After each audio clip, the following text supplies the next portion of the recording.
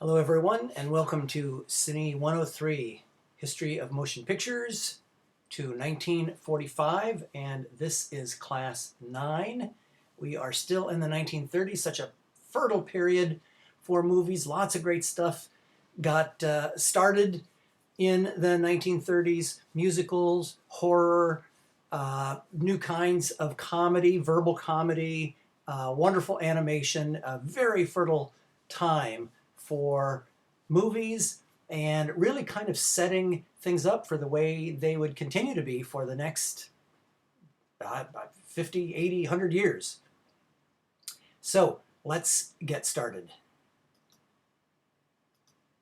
First off, we have a wonderful pair of Laurel and Hardy, and they are a good transition from the silent era to the sound era because they did that transition. A lot of Hollywood actors had a lot of trouble, struggles to get into sound. Maybe their voices didn't quite sound right. Maybe they liked to move around too much for the microphone to follow them. And so it was really a very tense and kind of a scary period for a lot of actors transitioning into sound. And some did it quite easily and quite well, including Laurel and Hardy, and others really struggled, people like Clara Bow and Mary Pickford and people like that. And Laurel and Hardy had been paired up. They didn't exactly choose each other, but they sort of got paired up at the Hal Roach Studios, and they were really a natural together, the round guy and the kind of the thin guy. Stan Laurel on the left there, the sort of thin, string beanie, sort of childlike character, and Oliver Hardy, and his name is so perfect for him too. That's his real name, Oliver, that big O, and Hardy. And he's a little bit of the boss. I wouldn't say exactly bully, because Stan could give back as well as he could take, that's for sure.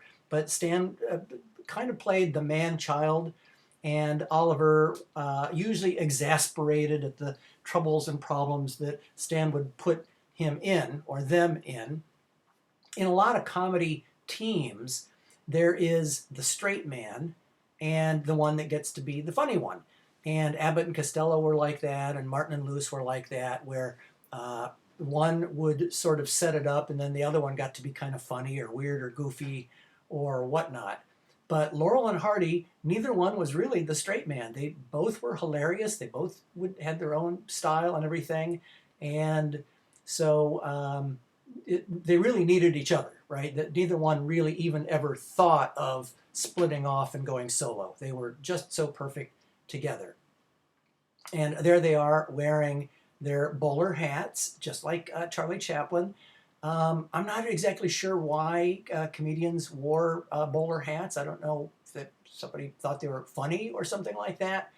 When I was doing some research on hats, I do research on all sorts of weird stuff, and I started looking up hats and bowler hats. And one of the things I found was that more people wore bowler hats in the West, the Wild West, the Cowboy West, than any other kind of hat. Bat Masterson and Butch Cassidy, and I guess they stayed on your head quite nicely. They weren't blown off by the wind. They could protect you a bit from the rain, and lots of old-time cowboys in the 1870s, 1880s wore bowler hats. So there you go. Go figure. By the 1920s and 30s, apparently they were seen as a little bit comedy, especially if they didn't quite fit right and sat kind of high on your head and so on. So like I said, they were at the Hal Roach Studios, one of the two great comedy studios, along with Max Sennett. They mostly made shorts, and we remember how long shorts are. Shorts are generally two-reelers. Remember that, two-reelers. A reel being 10 minutes, so most of them were about 20 minutes long. Two-reelers, about 20 minutes long. And even their features were really kind of like a number of two-reelers sort of strung together. They didn't have a real strong plot running all the way through them. They would sort of do their funny bits from scene to scene and sort of string them together, and they could make features. They were together from the very tail end of the silent era, 1927, all the way up to 1945, and a series of escalating reprisals. And what I've linked to is one of their real classic feature films, Flying Deuces. And you can jump around. You don't have to watch the whole thing. It's barely an hour, maybe a few minutes longer than an hour. And I don't expect you to watch the whole thing. And you are always encouraged and always welcome to dig around and find stuff on your own. But Flying Deuces has a lot of the stuff that made them so funny and so famous and so lovable. And I thought, well, what the heck? You can just discover it and look around. If you want to, you can use it for your paper. It is a feature, and if you want to, want to watch the whole thing through, it will work out just fine as a feature. And everything today, a comedy and animation, would be fantastic to watch with your family. So you don't have to sit in your bedroom, on your bed, with your laptop, watching all alone. If you can find a way, hook it up, get together with your family, siblings, cousins, parents, grandparents, whatever you can find.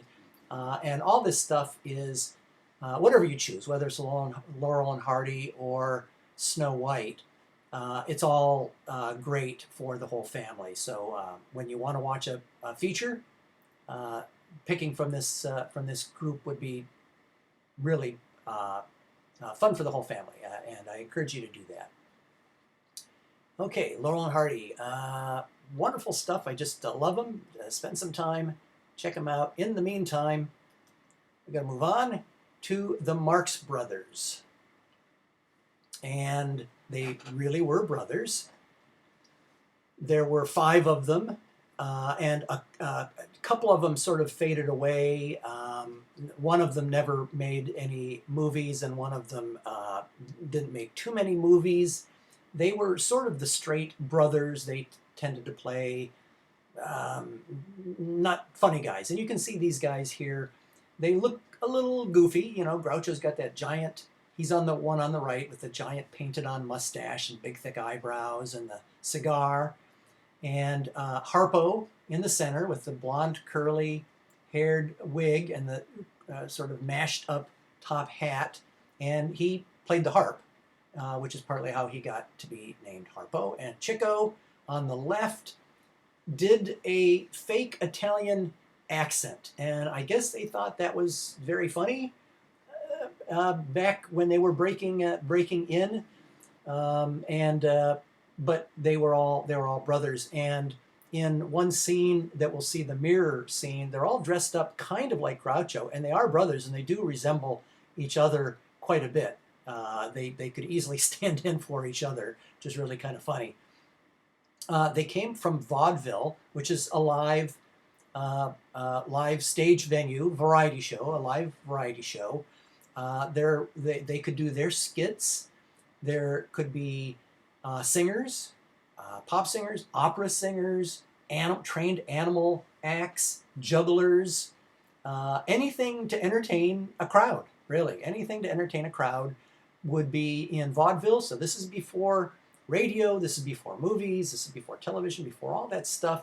There was live entertainment that would tour around the country, usually bigger cities, but a lot of people that ended up in radio and in movies and on television started in vaudeville, including the Marx Brothers, and they also did some stage stuff too.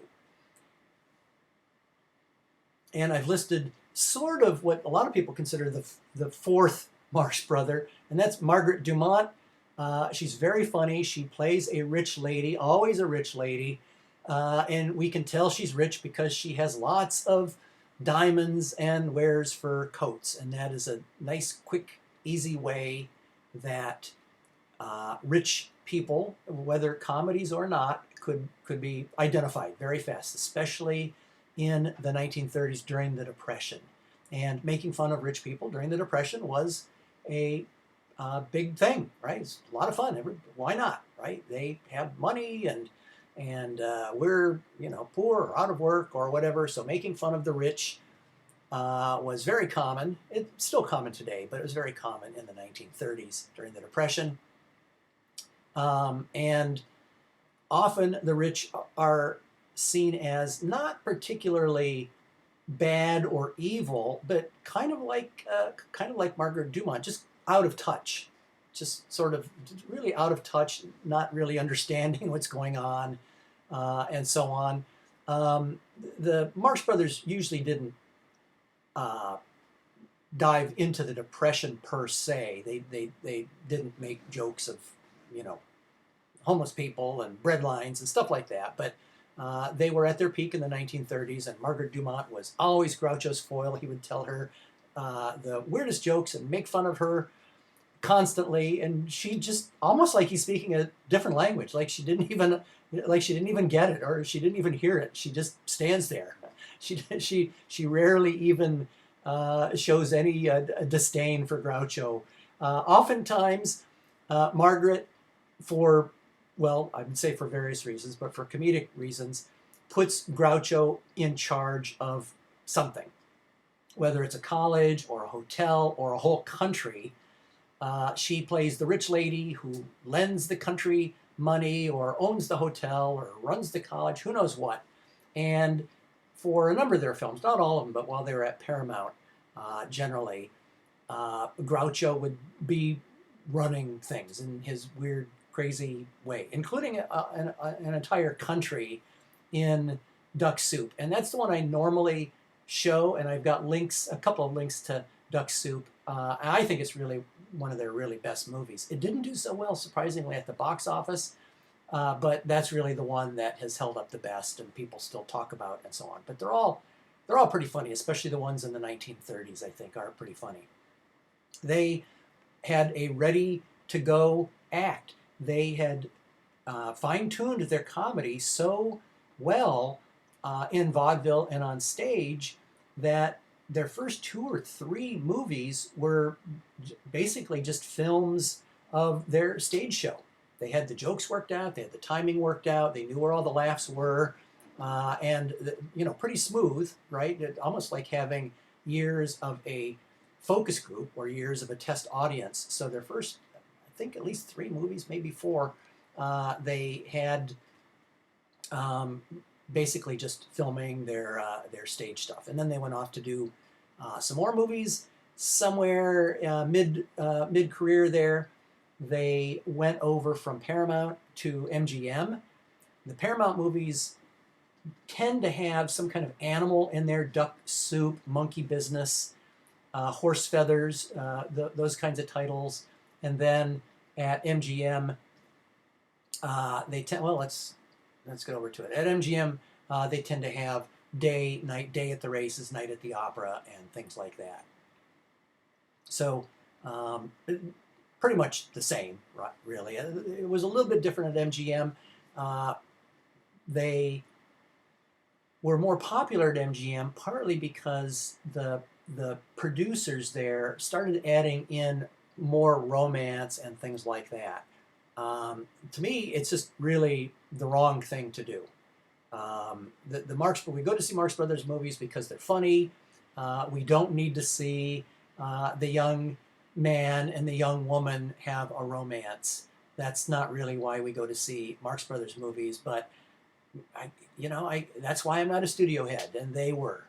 Those kinds of movies were pretty popular. A Night at the Opera, and maybe people liked the idea that there was a sort of a normal girl and a normal boy falling in love and having romance. Along with all their crazy anarchy, there would be musical numbers, and I've linked to a pretty good one with Chico and Harpo, who are pretty good musicians, you'll see, and they sort of play funny. And that sounds kind of odd, but when you see them playing the piano together, they're doing it in a comedic way. I guess you have to see it to know what I'm talking about, but they play the piano together, and sometimes Harpo would play the harp. Sometimes Groucho in a scene like that would break the fourth wall. And in one film, I think it's Horse Feathers, when Harpo starts to play something or another, Groucho goes up to the camera and says to the camera, which is like talking to the audience, breaking the fourth wall, "You folks can go out to the lobby and get some popcorn. I gotta stay here for this. I gotta sit around for this." So yeah, he would turn to the camera, break the fourth wall, and I have no idea who the first person, probably the first person to break the fourth wall was some Greek 2,500 years ago. But anyway, on a live stage show, I'm not really making that up. Breaking the fourth wall probably goes all the way back. Direct address, sometimes it's called.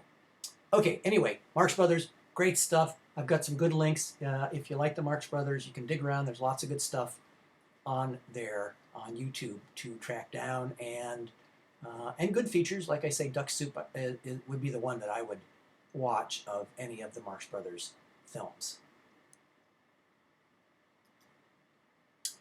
Okay, now this might seem like a little bit of an odd choice.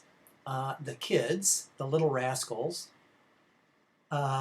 Originally it was called Our Gang, by the way, and they began in the 1920s during the silent era and lasted all the way into the 1940s. Now, it's not these same kids. Usually they would start when they were kind of little, even a little bit littler than this, and they would be cute for a while, and then they would get to be old enough that they could remember lines and jokes and act a little bit. And then they would get kind of big, right? Kind of big. And then after, not long, you're not quite so cute anymore. And we talked about this with Shirley Temple. All child actors, you're cute for a while in a childlike way. And then at some point, depending, 11, 12, certainly by 13, you're just not cute, like kid type cute. Okay, so at 2 or 3 or so, you can't really remember too many lines. You can sort of maybe do funny things, a funny look or something like that. Maybe a dog does something with a little 2 or 3-year-old that's funny. But for the most part, they have a pretty short lifespan from somewhere around 4 or 5 to, let's say, 11. And so they would age out. Starting in the 1920s, they would go through and age out, and some new ones would come in as little kids and grow into the parts, and so on. The one that a lot of people, the grouping that a lot of people think of and remember is Spanky when he gets paired up. I'm going to go to this, and then I'm going to go back to that slide. When he gets paired up with Alfalfa, there's Alfalfa and Spanky. That's the one that a lot of people think of when they think of the Little Rascals, but really there's a much bigger group. All right, we're going to go back. And because what I wanted to talk about a little bit is that during the Depression, they sort of went right at it, right? They sort of, addressed it, raggedy clothes, and so on. And the other thing that's really important, and I just didn't know this. I really didn't know this till I started researching all this and reading books and all that. But they were integrated. Clearly, we see that they were integrated. And that was kind of shocking. A lot of movie theaters in the South refused to show Little Rascals shorts. Mostly they made shorts, 20-minute shorts. And they weren't real professional. They weren't real professional in that Disney Channel sort of a way. If you ever watch Disney Channel or Nickelodeon, some of that stuff, the kids, they almost sound like little adults. They almost don't even seem like kids. They just seem like little adults saying jokes that adults might say. But these guys, they were not very much trained. They were pretty funny and not too trained and seemed pretty funny. But the whole idea that they were integrated, it sort of normalized it. There's a term, normalizing, and media is very good at doing that for society. And if people see kids of different races playing together, often enough, then it seems normal. It doesn't seem shocking. After a little while, it seems normal. And even in the last few years, seeing gay people or trans people on television, on television especially, and in movies, it normalizes it. You know, 15, 20 years ago, it would be rather shocking. A lot of people would be very quick to change the channel. But over the last 10 or 12 years, having gay people, you know, going back to Ellen and on up to Transparent and things like that, it sort of normalizes it. And if people see enough of this sort of thing, it doesn't seem shocking, and people can be a little bit more accepting. It's really a good thing the way mass media can do that, and they did that through the Little Rascals in the 1930s with Stymie. There was also Buckwheat and Farina, and they were not subservient or anything like that. They were all, for the most part, they were all poor kids. Every once in a while there would be some kids not quite so poor. Look at this guy here, and the girl not quite so poor. It's hard to tell, but these guys clearly are, you know, struggling. When they get into the 1940s, less of that sort of thing. It was, you know, during the war years, they tend to have a more stable family, stable background. They were never really homeless, but they you know, were poor. And I've linked to, luckily I've linked to the one that I show in class. The whole thing is on there. It's called Freewheelin'.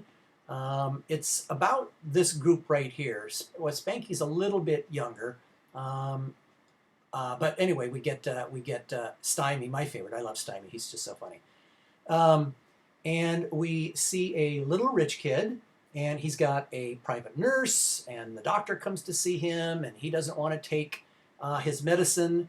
The medicine is castor oil, and I know that there were lots of jokes in comedies, in The Little Rascals, maybe The Three Stooges, who knows what, about castor oil. And I looked it up, and it's a kind of a fish oil. It doesn't taste very good. People would take castor oil back then the way they take Tussin today. Okay, you take it for, I don't know, runny nose, sore throat, fever, headache, whatever. People take Tussin, Robitussin, something like that. And back then, it was always castor oil. And the little rich kid doesn't want to take his castor oil, and he wants to go out and play, and his neck is in a brace, and the doctor says you can go out and play, and so on. His mother is very harumphing. She doesn't want him to play. At one point, and it's not bad, I have to tell you, it's not too bad. She said, go out and play with that colored boy.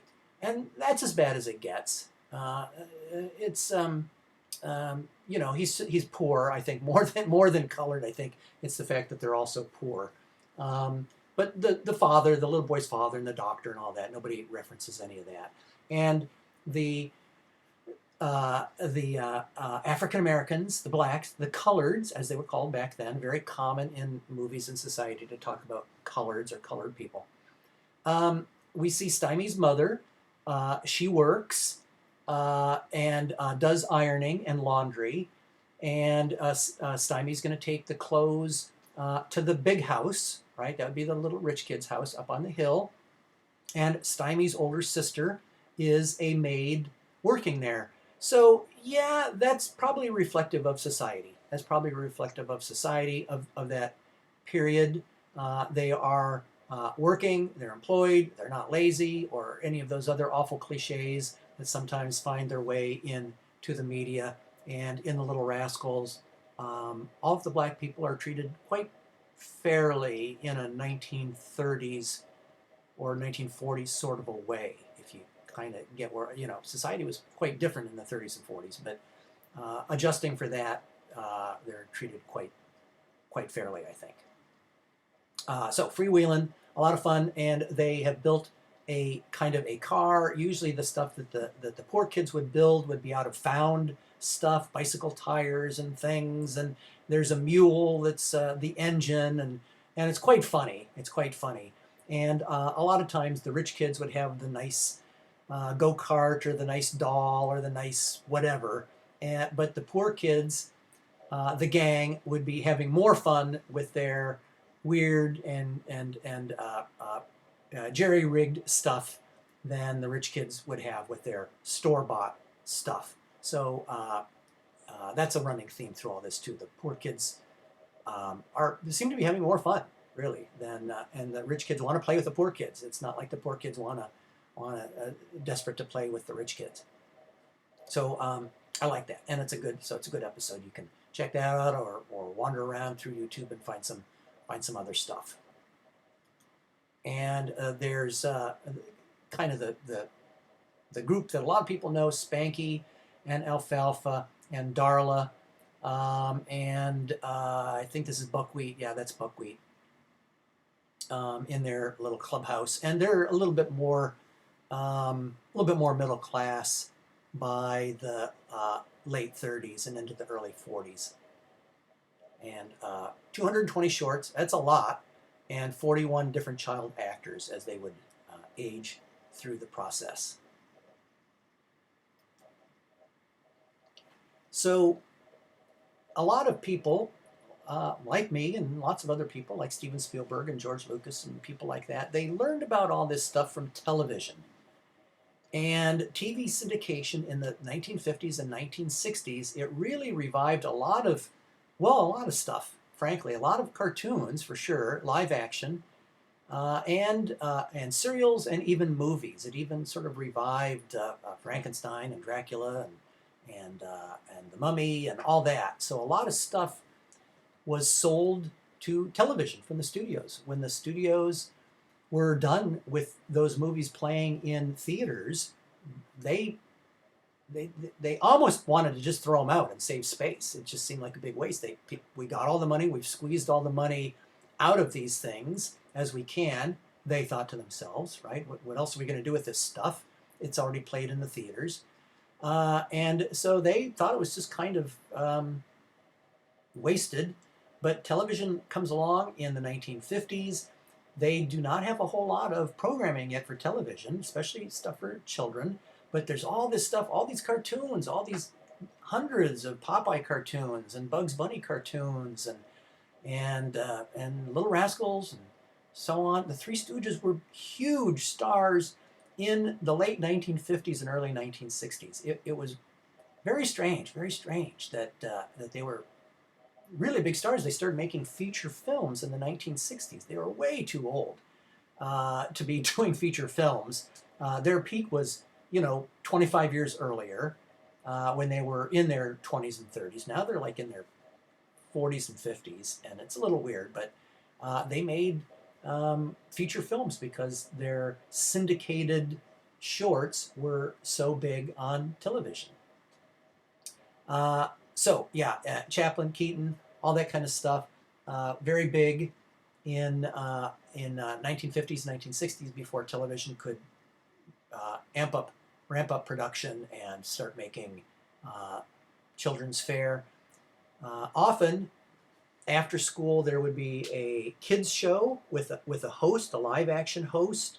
Where I grew up in Michigan, there was Captain Muddy Waters. Out here in California, there was Sheriff John, and all around the country on local stations, there were kids shows, hosts playing, sailors or sheriffs or whatever, and they would have kids, usually Cub Scout troops or Girl Scout troops, would come to the show, and they'd talk to the little kids for a few minutes, and then they'd show a Bugs Bunny cartoon or a Laurel and Hardy short. And that was very popular after school, like from 3 to 4 or 4 to 5, in the 50s and 1960s. There was also, Walt Disney had the Mickey Mouse Club that was on 5 nights a week after school. And the way it was thought was that Mom would be at home, possibly cleaning and ironing and whatnot, and watching soap operas, during the afternoon. And then when the kids come home from school, mom would go into the kitchen and start preparing dinner, and the kids sit them down in front of the TV, and they could start watching their kids' TV. I know that sounds like a cliche. There were women that worked. My mother worked. She was a nurse, and my mother worked too. And every woman wasn't a housewife or anything. It didn't run quite like that. But I think that's kind of the way uh, uh, network people and advertisers thought. Not that that makes it right. But anyway, kids' shows, television really saved a lot of stuff. And the other thing that it or reinvigorated was serials. And serials, stories told in weekly, two-reel installments. And there were, at a lot of movie theaters, Saturday matinees for kids. The idea being that parents could drop their kids off at the movie theater where they'd be safe, and they could go shopping for a couple of hours and then pick up the kids. Instead of sitting the kids down in front of the television, they could sit them in the movie theater and have knowledge that they would be safe and more or less cared for. One of my students' grandmother, she came in and talked to me about. I filmed her talking about. She was a child in the 1940s and in New York City. I grew up in a small town in Michigan. She grew up in New York City, and she told me about movie matrons, and a woman that's sort of like a cross between a nurse and a teacher, and she would be in the movie theater for the children's matinees and sort of have the power of a parent. She could, if the kids were acting up, she could grab them and take them to the front and call their parents and say, little Sally or little Johnny is acting up and please come and pick him up, or something like that. So quite interesting. I never heard of such a thing. Movie matrons. And there were Cowboys, Gene Autry, Roy Rogers, all that stuff. And even if you want to, you can find all this stuff on YouTube. Superman serials and Batman serials to go along with Buck Rogers and Flash Gordon, which were very influential on Star Wars and Indiana Jones. That's exactly where George Lucas and Steven Spielberg got a lot of their inspiration. They decided, why don't we do this stuff with a nice budget, the stuff that they watched, they would have watched it not in movie theaters, but they would have watched it on television growing up in the 1950s. And that's exactly where Indiana Jones came from. And Star Wars as well. The research that I saw was sort of implying that Buck was sort of the Han Solo character, and this guy, I can't remember his name, was sort of the Luke Skywalker character. And there was a woman and some other stuff too, and evil doers, Ming the Merciless, with the very definitely sort of an Asian feeling and an Asian look, and Ming and all that. But of course he had spaceships and lived on another planet and all that sort of thing. And I've got a link to a pretty long Flash Gordon. Some fan edited together an entire serial, which would have been 4 hours after it played all the way out. Chapter 1, Chapter 2. And they'd have that crawl, just like Star Wars had, with the letters sort of receding off into the screen. And every week, the hero, whether it was Flash Gordon or Buck Rogers or whoever, would be in some sort of peril, and the monster or something, the water was going to flood the cave they were trapped in. I don't know what, and then the story would stop, and on the screen would be the letters, see you next week, boys and girls, for the further adventures of, or will Buck Rogers escape the dreaded horror monster? Come back next week and find out. So you had to keep going back week after week to see if Flash or Buck or whoever could get out of the jam that they were in. And if you look at Raiders of the Lost Ark, it's kind of set up like that. When that giant boulder in the cave starts rolling down on Indy, that's where it would stop. That's where it would stop, and you'd have to go back next week to see if Indy could escape. So serials, wonderful stuff, and like I said, the one that I've linked to was a fan edit of a 4-hour complete serial. He edited it down to 2 hours. I don't expect you to watch, more than 5 or 10 minutes of it, but you can jump around and check out the cool costumes, the weird cities, and the villains, and the damsels and the girls, all the ladies dressed in various exotic wear and that sort of thing, and have a little bit of fun with Flash Gordon. I can't remember the title of it, but it's fun. Watch a little bit of it. Okay, we're going to transition now to animation, and we've got Walt Disney's Snow White and the Seven Dwarfs from 1937. Walt had been experimenting with color. He was a big proponent of color, and he'd been using color since about 1932 or 1933 with the Three Little Pigs and Flowers and Trees and some stuff like that. And he got it in his mind that he wanted to do a feature cartoon, and all the cartoons going back to the silent era were about 7 minutes. Somehow 7 minutes was the appropriate length. There's no way that you're going to make a 2-reeler cartoon because it's just so much work doing all of that drawing and inking and painting and all that. So Disney, Warner Brothers with Bugs Bunny and all that stuff, and the Fleischers with Betty Boop and Popeye and all that. Cartoons tended to be 6 or 7 minutes long, and who would possibly think that a cartoon could be an hour and 10 or 15 minutes long? A feature, people thought maybe their eyes would hurt or something. I don't know what, but there's no way anybody could sit and watch a feature-length cartoon. It was called Walt's Folly, and he bulldozed ahead. It was a huge hit, one of the biggest hits ever in Hollywood. When you adjust for inflation, okay, people, a good yearly salary in 1937 might be $900 or $1,000 for a good middle-class job, like a teacher, like a school teacher, something like that. So you could get into the movie. Kids would get into the movies for 6 cents or 7 cents, 8, 9, 10 cents, something like that. And once all that is adjusted for the way prices are today, this movie would have made, hundreds of millions of dollars. It was a big, big hit. It even kind of inspired MGM to make The Wizard of Oz. Why not make more movies for kids, specifically for kids? Chaplin movies weren't made specifically for kids. All that silent comedy, they were kind of made for the whole family.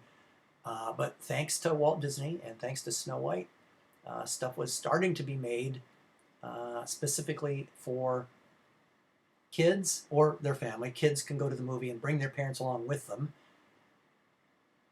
And so this is beautiful art, really a lot of detail. You can see the detail in the woodwork and the grain and all of that. There's a lot of detail in frame after frame. Now, they would draw the background once, and then the cells would sort of get placed on top of the background. So they didn't have to draw the background every single time, but the animated characters would have to be drawn not quite 24 separate drawings per second, but probably 10 or 12 separate drawings per second that it was on the screen. So that's a lot of work. First you got to do it in pencil, and then you've got to sort of trace it in ink, and then you've got to paint it in, and it's really a lot of work. I don't know. I think it took them 3 or 4 years to make that. And most animation, even CGI animation, even Pixar animation, takes years to make. You'd think CGI would have would have sped stuff up, but it really hasn't. Anyway, um, with Snow White, we've got Whistle While You Work, and we've also got her singing Whistle While You Work, and take a look at the wonderful art and so on. And then after that, whatever we can find. Disney's pretty careful about not letting lots of stuff end up on YouTube, but there's enough stuff that we can look at on YouTube. And then Disney took it upon themselves to sort of remake and re-update, and they've been doing this quite successfully ever since with a lot of the other ones, but this is the first one that sort of gave it a shot, which was Enchanted, and with Amy Adams doing a fantastic job. And the movie starts off animated, and the evil witch tosses her into the wishing well, and she lands where there are no happy endings in modern day America, modern day New York City, and kind of poking fun at themselves. Disney really does the happy working song, only instead of cute little animated woodland creatures like chipmunks and squirrels and deer, we have rats and pigeons and cockroaches that only CGI would allow them to do, and it's quite fun. And so that's sort of a pairing. That's sort of our pairing here, Enchanted and Snow White. Enchanted also has a dragon, so there's a little bit of Sleeping Beauty mixed in there as well. But you know, Disney's been doing a lot of that sort of stuff with sort of revisionist takes and live action takes on Beauty and the Beast and the wicked queens and witches and all that kind of stuff. And they're doing pretty darn well with all this live action stuff. Mulan at some point going to come out.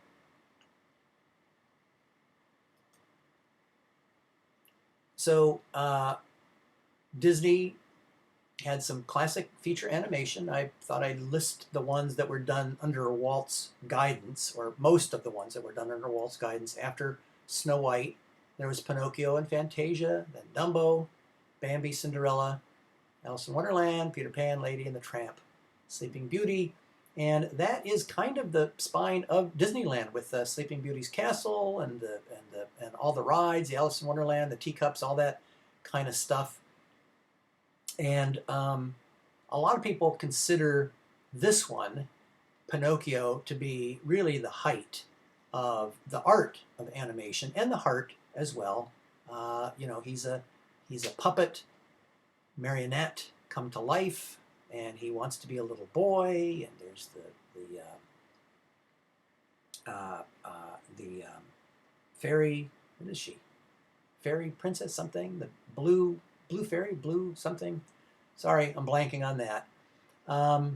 Anyway, wonderful stuff. And boy, look at all this detail. There's really a lot of detail everywhere you look. It really takes a lot of time to do all that.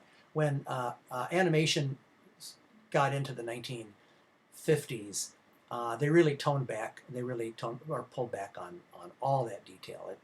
It's just really hard to keep that all up. So they definitely lessened all of the attention to detail. Okay, so Disney wasn't the only game in town. Matter of fact, the Fleischer Brothers were more popular than Disney was for a number of years when they were only competing against Mickey and so on before Disney started doing the features. Popeye and Betty were very, very popular. And they worked at Paramount Studios, but they had their own production company. Betty Boop was a jazz age flapper based on a white singer and a black singer. And there's some argument on the fans as to who came first and more of an influence than the other, but needless to say, she's sort of based on a couple of real performers that sang in kind of a oop oop a doop kind of a voice, and she's kind of a Clara Bow come to life. She's a party girl, her skirts are very short, and this her skirt is so short that her garter is showing, and a garter was there to hold up a woman's stockings. So before modern, pantyhose and all that kind of stuff, ladies would have garters and garter belts and all that. And Betty's skirts were so short that you can see her support garments, I guess you'd put it. Not exactly scandalous, being a cartoon character, but if you go online, you can look for censored cartoons and things like that, and you'll see all sorts of weird stuff. Really, all sorts of stuff. The way they talked about Japanese during the war, and various races, and Betty's hula dance, and seeing little bits of nudity, for all sorts of weird stuff. Let me just put it that way. Go look up censored cartoons, and you'll see all sorts of stuff. The other fun thing, really, about cartoons that I love is that a lot of times they would do real people, usually movie stars. There are cartoon versions, and we've already seen cartoon versions of Edward G. Robinson and so on as a gangster, Clark Gable, and Laurel and Hardy, and all sorts of characters were animated, and you can track those down too. One of the things I like about the Betty Boop cartoons was that they were doing rotoscoping, and rotoscoping is taking a live performance and then basically tracing over top of it. And Cab Calloway was a black big band leader, singer, conductor, which for a lot of people that was a little scandalous, basing characters on blacks. Again, America in the South was segregated in the 30s and 40s, and any reference to all that was troublesome for people. Anyway, Cab Calloway, I've got a link to the real Cab Calloway dancing, and then we'll see him animated as a ghost and a skeleton, something like that, and The Old Man in the Mountain and Snow White. So you can check those out. Disney did some rotoscoping too, but the Fleischers were there early, and the whole idea about doing Cab Calloway is really, it's really something. I'm really kind of surprised that they could do that. It's sort of an adult thing. Kids certainly wouldn't know Cab Calloway, so adults would be thinking, oh, that's how interesting, right? We get to see Cab Calloway in the cartoons. It would go right over kids' heads. I've also got a link to a Popeye cartoon. It's in color. It's quite nicely done. And Bluto or Brutus. It's a longer one. You don't have to watch the whole thing. It's Popeye and Sinbad the sailor, and Sinbad looks exactly like Brutus does, but it's quite interesting. With they do some multiplaning where they put some of the animation on sheets of glass above the background animation. When Popeye, especially when he goes into the cave, it has a real 3D look to it. So that's kind of cool. It's 16 minutes, a little long. You don't have to watch the whole thing, but you should check it out. And the other thing is that the Fleischer Brothers did. They were really right there neck and neck with Disney. Disney had the very first feature-length animated film. The Fleischer Brothers had the second feature animated film, Gulliver's Travels. But this is Superman, and they only made maybe 12 or 14 of them. They were in color, and they were done in a film noir style, really interesting with shadows and darkness. A big influence on Batman and Dark Knight animation from the 90s up through today. Very, very influential on all that. And if you're kind of into Superman, that whole story tracing the development of Superman, created by two young kids barely out of high school in the late 1930s, and became pretty popular. Comic books, newspaper comic strips followed, a radio program followed, and then the cartoons and a cereal.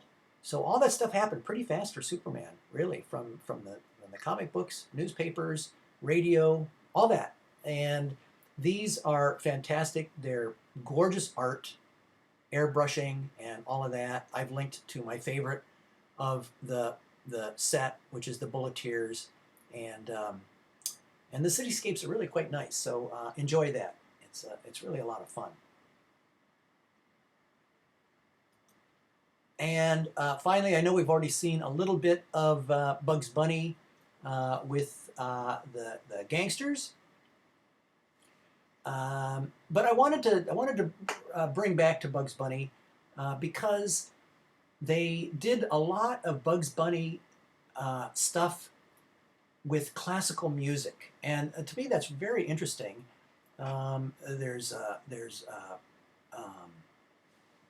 what is it? Rhapsody Rabbit, the Rabbit of Seville, Long-Haired Hare, a lot of pretty interesting stuff. And I and a lot of other people first started hearing classical music in cartoons. You know, the real thing, real operas, and things like that.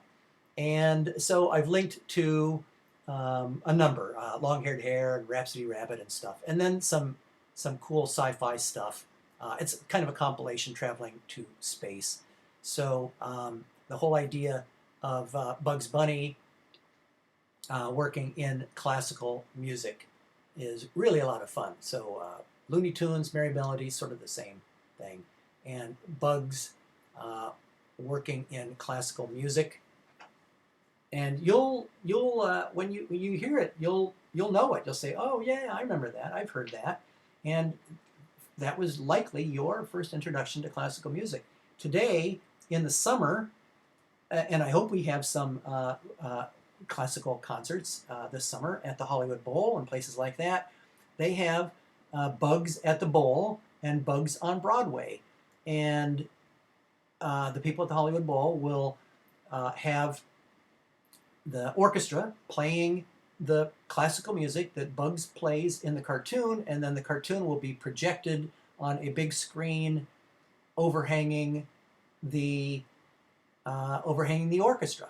And they're very popular. Families go to see this. They play all around. And New York, whatever, Broadway, California, it's really centered on the Hollywood Bowl. Warner Brothers was located in Burbank, and the animators would have been very familiar just going over the hill and the Hollywood Bowl and attending concerts and being inspired and all of that. So I wanted to highlight Bugs and classical music, and so there's some nice links for that sort of thing as well. And believe it or not, that is it for today. Cine 103, History of Motion Pictures to 1945, Comedy and Animation. Next up, another great one, Horror, one of my favorite classes of all to teach. Boy, I love that one. I'm sure I'm going to link to all sorts of great stuff. That's going to include Frankenstein. Actually, Bride of Frankenstein is the one we're going to concentrate on. Dracula, King Kong, The Mummy, The Invisible Man. A lot of great stuff. Cat People, a lot of wonderful stuff. So that's coming up next. And enjoy. And in the meantime, thank you so much. And see you next time.